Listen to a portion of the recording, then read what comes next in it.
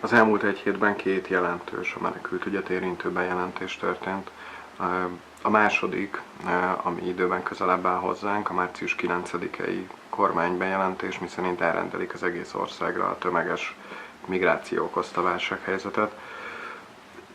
Ez elsőre talán nem tűnik olyan jelentősnek, legalábbis abban bíznak sokan, hogy ezt a hétköznapokban nem fogják érezni, azonban látni kell azt, hogy azon túl, hogy persze beleillik a kormánynak a menekültügyben alkotott kommunikációs stratégiájába, egyrészt felvetődik a kérdés, hogy ezt valóban törvényesen rendelte el a kormány vagy sem. A eredeti törvényt elolvasva, a tavaly augusztusit, ami ezt az egész intézményt bevezette a magyar jogrendbe, az tűnik ki, hogy jelenleg egyáltalán nem állnak fenn azok a körülmények, amire hivatkozva ezt be lehetne jelenteni. Mégis sikerült ezt most már kihirdetni a magyar közönyben is.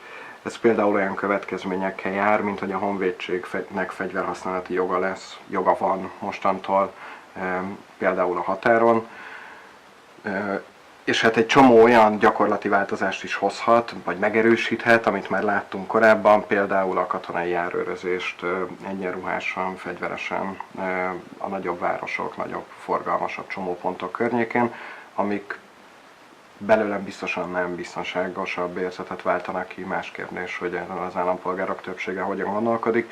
Minden esetre ez egy nagyon veszélyes irány, hogyha jogalap nélkül jelentget be egy kormány különleges helyzeteket. Emlékezünk csak vissza arra, hogy nem is olyan rég, másfél-két hónappal ezelőtt szeretett volna egy olyan alkotmánymódosítást a Fidesz és a kormány átverni a parlamenten, ami lehetőséget adott volna arra, hogy mindenféle parlamenti felhatalmazás és külső kontroll nélkül rendeljenek el egy olyan válság és szükséghelyzetet, amiben gyakorlatilag teljhatalmat biztosítanak a magyar kormánynak.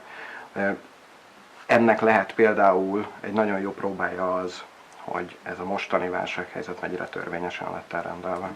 De hát van itt egy másik kérdés is, ami nem a válsághelyzettel függ össze, ez pedig egy nagyon jelentős módosító csomag, amit a belügyminiszter nyújtott be. Ez részben azokat az embereket érintené, akik már itt vannak Magyarországon, menedékkérelmet nyújtottak be, de még nem hoztak az ügyükben döntést. Tőlük többek között elvenné a javaslat azt a nagyjából 3000 forintot havonta, amit jelenleg úgynevezett szabad felhasználású készpénzként egy idő után megkapnak azok, akik nyílt befogadó állomáson tartózkodnak.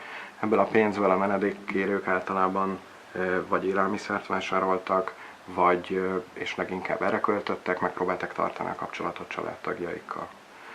Ez a pénz tehát elveszik, erre lehet azt mondani, hogy annyira kevés pénzről van szó, hogy szinte szimbolikus. Az viszont biztos, hogy nem szimbolikus, hogy rendkívül cinikus módon a javaslat arról beszél, hogy a magyar állampolgárokkal megegyező juttatásokat kívánnak nyújtani, az egyébként nem magyar állampolgár menedékkérőknek és menekülteknek. Itt nem csak arról van szó, hogy almát a körtével, hanem arról is, hogy számtalan nemzetközi egyezmény, illetve bírósági ítélet is kimondta azt, hogy a társadalom legsérülékenyebb csoportjai közé tartoznak a menedékkérők és a menekültek.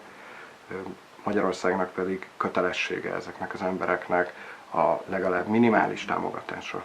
Ebből a javaslatcsomagból pedig az derül ki, hogy már ezt a minimális, sokszor tényleg csak jelképes szimbolikus támogatást sem hajlandó megadni a jövőben a magyar állam.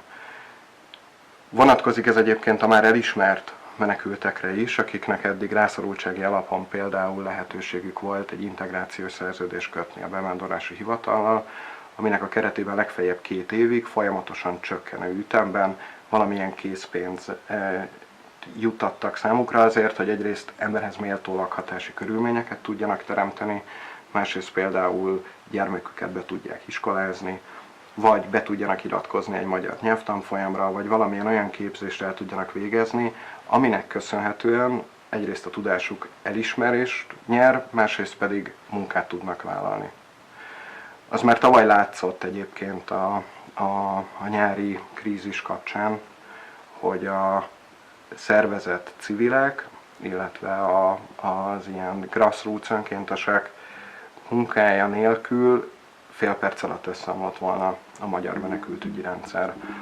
Hogyha ez a javaslatcsomag elfogadásra kerül, akkor az azt fogja jelenteni, hogy ezeknek a civil szervezeteknek sokkal több emberrel és sokkal jelentősebb forrásokból kellene gazdálkodnia, hogy azt a fajta minimális lehetőséget, hogy ezek az emberek egyszer integrálódni tudjanak a magyar társadalomba, azt meg lehessen adni. Ez egy állami feladat még egyszer, ez nem civil szervezeteknek lenne a feladat. A normális esetben a civil szervezetek ezt esetleg kiegészíthetik. Most ismét eljutottunk oda, hogy átlag magyar állampolgároknak és különböző civil szervezeteknek lesz majd ezek szerint az a feladata, hogy nyelvoktatást tartson, lakhatást keressen és biztosítson, az iskoláztatásban segítsen. Ez teljesen abszurd, embertelen, és nyilvánvalóan nemzetközi egyezményekbe ütközik. Ennek semmi más célja nem lehet, mint az, hogy befelé a belföldi közvélemény számára bizonygathassa azt a kormány, hogy ide már pedig egyetlen egy menekültet nem fogadunk be.